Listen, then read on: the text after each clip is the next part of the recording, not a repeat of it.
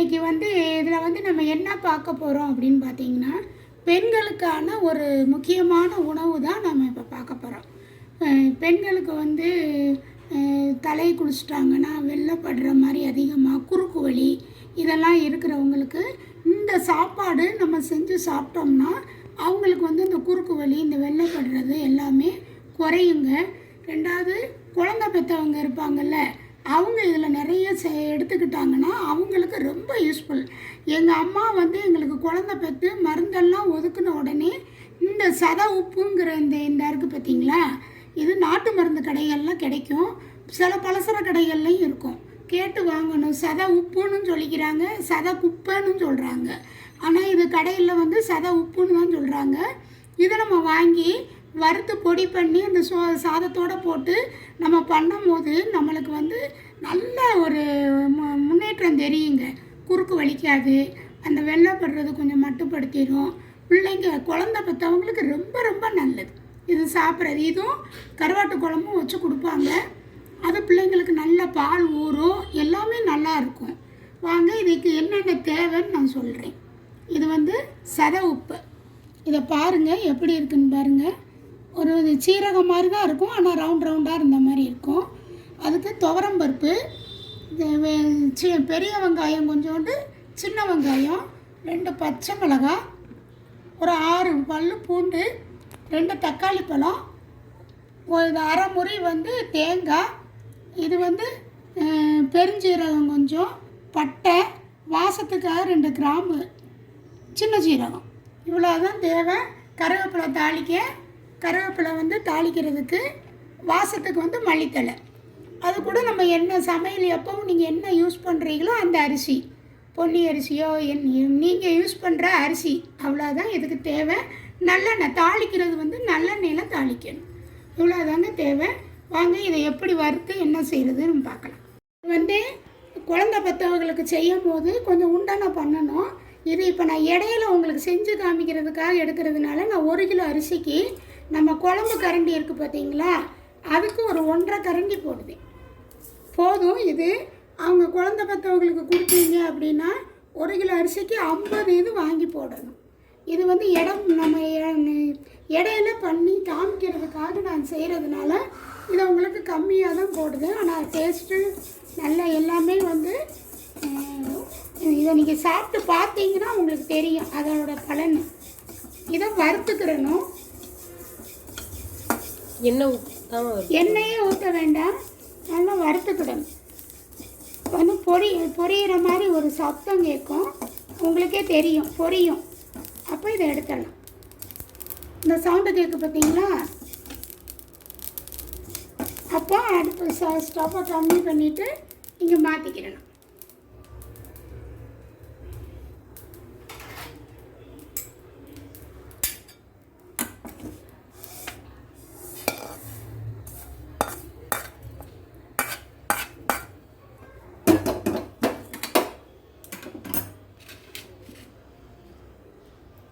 சீரகம், பெருஞ்சீரகம் வந்து ஒரு வாசனைக்கு, சின்ன சீரகம், பட்டை, கிராம்பு எல்லாத்தையுமே லேசாக வறுத்துக்கும்.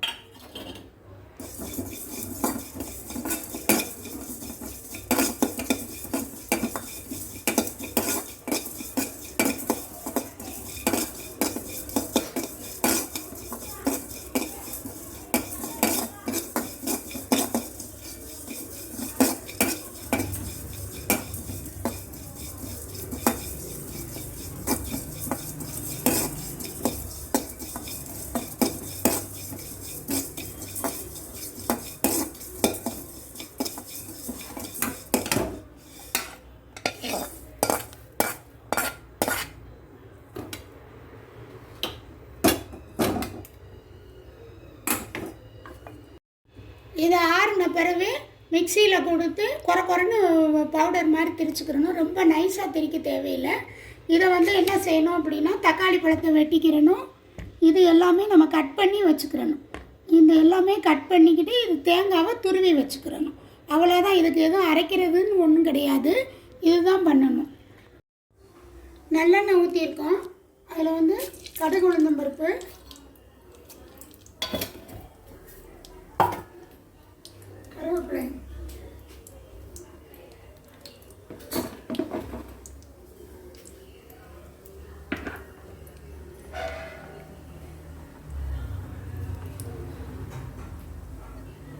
இந்த சின்னதாக வெட்டி வச்சுருக்கோம். இது வந்து வெள்ளைப்பூடு,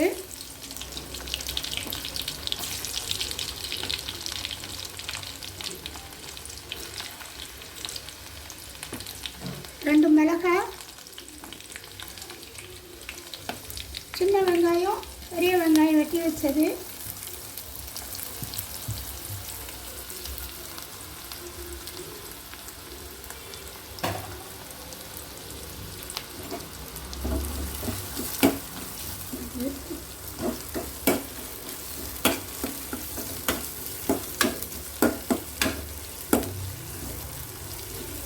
இது வந்து நம்ம பொம்பளை பிள்ளைங்க உங்கள் வீடுகளில் இருந்துச்சு அப்படின்னா அந்த பிள்ளைங்களுக்கு மாதம் மாதம் பீரியட் சமயத்தில் கூட நீங்கள் செஞ்சு கொடுக்கலாம்.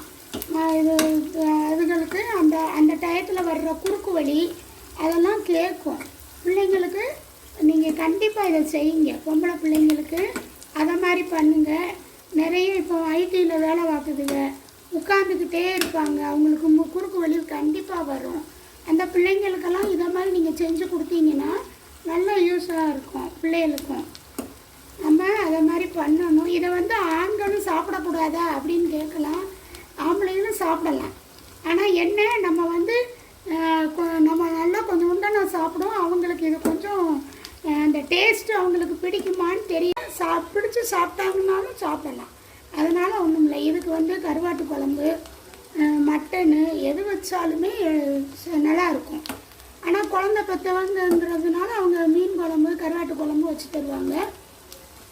இந்த சோறு பொங்கி தண்ணி ஊற்றி மறுநாள் காலையில் அந்த சோறை வச்சு துவையல் அரைச்சி சாப்பிட்டாலும் ரொம்ப நல்லாயிருக்கும். அந்த தண்ணி காலையில் குடிச்சிங்கன்னா நீராகாரம் மாதிரி அந்த தண்ணியை குடிச்சிங்கனாலும் அதுவும் உடம்புக்கு நல்லது.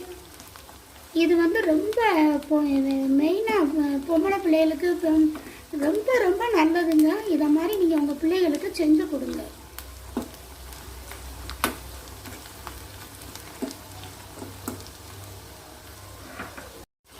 ரெண்டு பழம் வெட்டி வச்சுருந்தே ஒரு புளிப்பு சுவை வர்றதுக்காக தான்.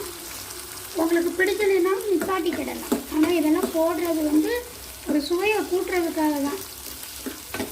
அப்போல்லாம் என்ன செய்வாங்க, அரைச்சி போடுவாங்க. இப்போ அரைச்சி குழு குழுன்னு இருந்தால் பிள்ளைங்க சாப்பிட மாட்டேங்குதுங்க. அதனால் நம்ம வந்து ஒரு பிரியாணி மாதிரி டேஸ்ட்டில் செஞ்சு கொடுத்தோம் அப்படின்னா விரும்பி சாப்பிட்றதுங்க.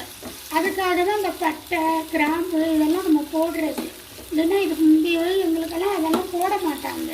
சீரகம் மட்டும்தான் போடுவாங்க. சீரகம், பெருஞ்சீரகம் இதை மாதிரி தான் போடுவாங்க. இப்போ உள்ள பிள்ளைங்க நல்லதுன்னு நம்ம சொன்னால் எங்கே கேட்குதுங்க. அதனால் இது வந்து ஸ்மெல்லுக்காக சாப்பிடுங்க.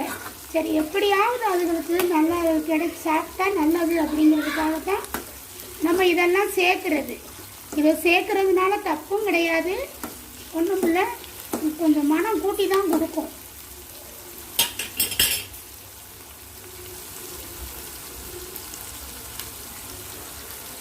கருவேப்பிலை போட்டு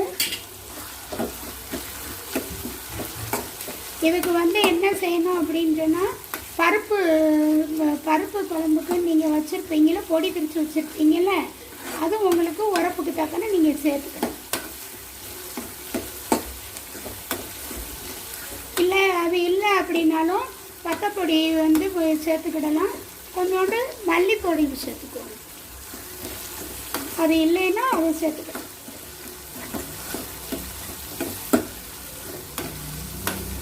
இது வேக தான் போகுது, அதனால் ரொம்ப வதக்கணும்னு தேவையில்லை.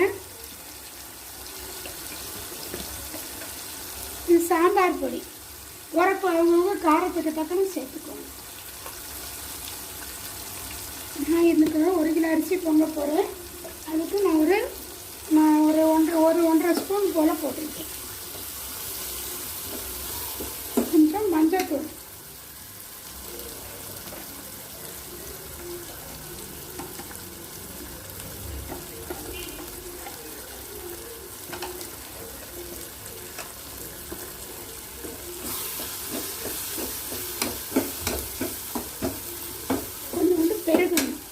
பெருங்காயத்தூள்.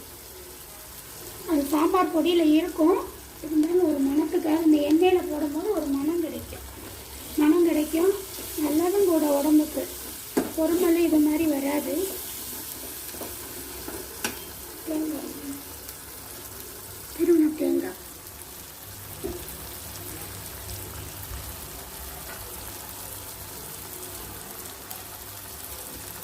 திருவண்ண தேங்காய் அரை முறை திரி வச்சுருந்தோம்ல தேங்காய்.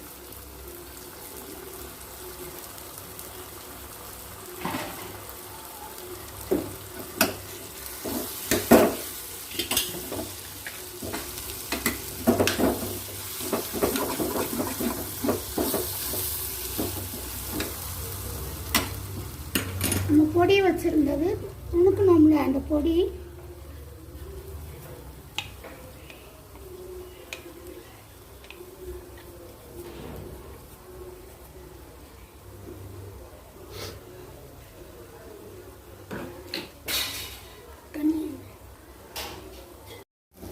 எல்லாம் போட்டு விரவிட்டு கொஞ்சோண்டு நம்ம அளவு தண்ணி வைக்கிறதுலேயே எடுத்ததில் கொஞ்சோண்டு இதை கொதிக்க வை.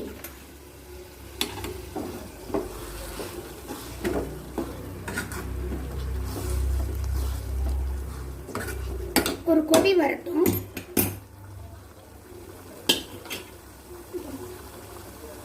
ஊற வச்சிருக்கேன். அதுலேயும் இந்த பருப்பையும் கழுவி இதையும் போட்டுடலாம். பருப்பை சுத்தம் பண்ணி அதையும் போட்டு இதுக்கு தேவையான தண்ணி ஊற்றிக்கிறேன். ஒரு பங்குக்கு 2 பங்கு தண்ணி வைப்போம்ல, நீங்கள் எவ்வளோ வைப்பீங்க உங்கள் அரிசிகளுக்கு அப்படிங்கிறத பார்த்துட்டு வைங்க. அவ்வளோதான்.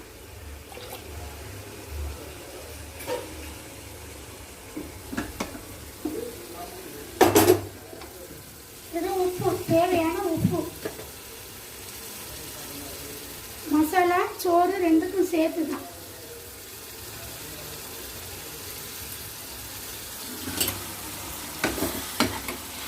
கொதிச்சு இந்த எண்ணெய் இப்படி வந்துருச்சு பார்த்தீங்களா. இப்போ அதை இந்த மசாலாவை அந்த அரிசியில் கொட்டிக்கிடணும்.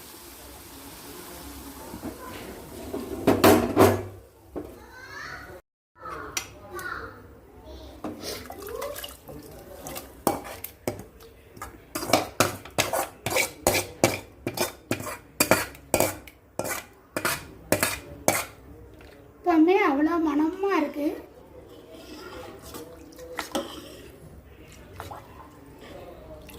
உணவே மருந்து.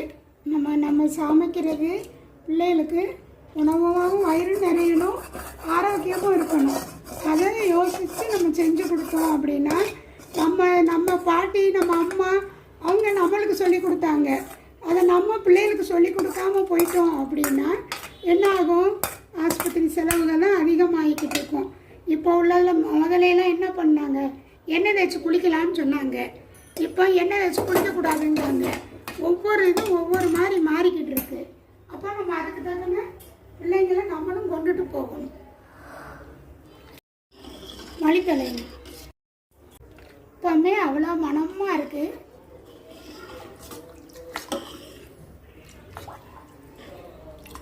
உணவே மருந்து. நம்ம சமைக்கிறது பிள்ளைகளுக்கு உணவாகவும் வயிறு நிறையணும், ஆரோக்கியமும் இருக்கணும். அதை யோசித்து நம்ம செஞ்சு கொடுத்தோம் அப்படின்னா நம்ம பாட்டி நம்ம அம்மா அவங்க நம்மளுக்கு சொல்லி கொடுத்தாங்க. அதை நம்ம பிள்ளைகளுக்கு சொல்லி கொடுக்காம போயிட்டோம் அப்படின்னா என்ன ஆகும்? ஆஸ்பத்திரி செலவுகள்லாம் அதிகமாகிக்கிட்டு இருக்கும். இப்போ முதலையெல்லாம் என்ன பண்ணாங்க? எண்ணெய் தேய்ச்சி குளிக்கலான்னு சொன்னாங்க. இப்போ எண்ணெய் தேய்ச்சி குளிக்கக்கூடாதுங்கிறாங்க. ஒவ்வொரு இதுவும் ஒவ்வொரு மாதிரி மாறிக்கிட்டு இருக்கு. அப்போ நம்ம அதுக்கு தகுந்த பிள்ளைங்களை நம்மளும் கொண்டுட்டு போகணும். மல்லித்தலை வாசத்துக்கு கொஞ்சம் மல்லித்தலையை கட் பண்ணி போட்டுக்கோங்க. இதை அப்படியே இன்னும் மூடி வச்சுட்டு 2 விசிலு 3 விசிலு உங்கள் சாதம் எத்தனை மாதிரி வச்சுருக்கீங்களோ அதை மாதிரி பண்ணிக்கலாம். இது போட்டு லைட்டாக இருந்தக்குள்ளே இது வரும்போது நம்ம வெயிட்டை போட்டுட்டு வெயிட் பண்ணுவோம். இப்போ 1 விசிலு இல்லைன்னா 2 விசிலு வந்த உடனே எடுத்தோன்னா சாப்பாடு ரெடி ஆயிடும்.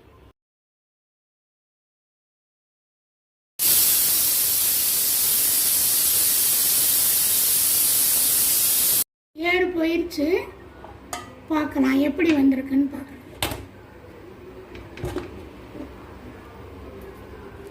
ஒன்று போல இருக்கு, வெந்திருக்கு. பாருங்க, தண்ணி சாதம் எல்லாம் ஒன்று போல இருக்கு. இப்போ இதில் என்ன செய்யணும்னா ஒரு வாசத்துக்கு ஒரு 2 ஸ்பூனு நெய்யை ஊற்றிட்டு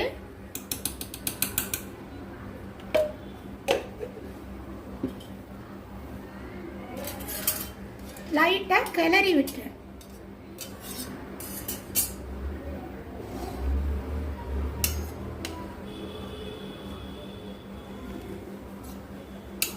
பாருங்க, குலையவும் இல்லை, கரெக்டாக பதமாக அப்படியே வந்து வாசம் அப்படியே தூக்குது.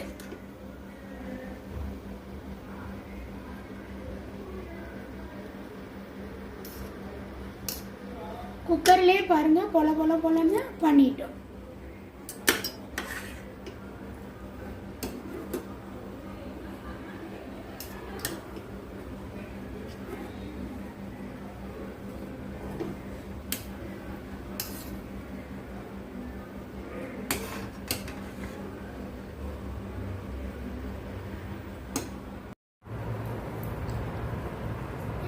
சாப்பிடுங்கப்பா. எப்படி இருக்கு தக்காளி குழம்பு?